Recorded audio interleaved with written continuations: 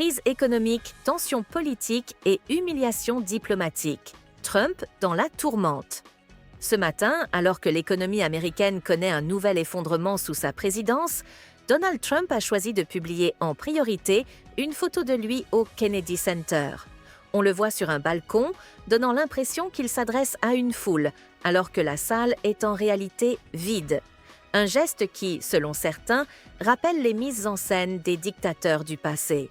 Dans un autre registre, Trump s'en est violemment pris au juge fédéral de Washington, D.C., James Boasberg, après que celui-ci a temporairement bloqué une décision controversée.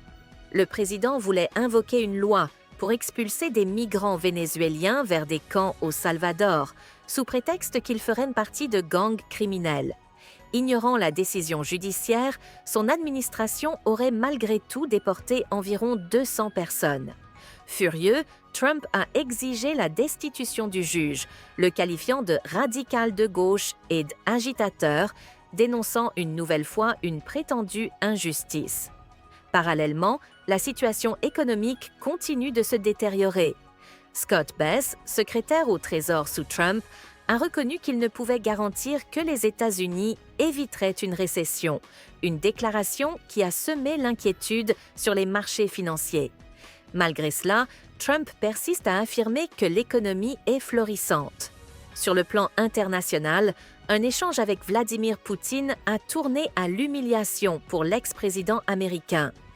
Lors d'un appel prévu entre les deux hommes, Poutine l'a fait attendre, préférant assister à un événement avec des oligarques russes.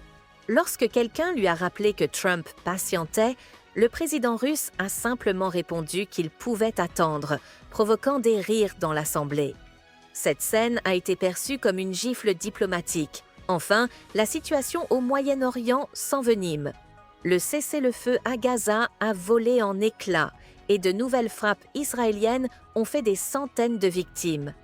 Pendant ce temps, certains républicains, comme le sénateur Rick Scott, poussent pour une politique agressive contre l'Iran, allant jusqu'à suggérer de détruire son économie ou d'envisager une intervention militaire pour empêcher Téhéran d'acquérir l'arme nucléaire.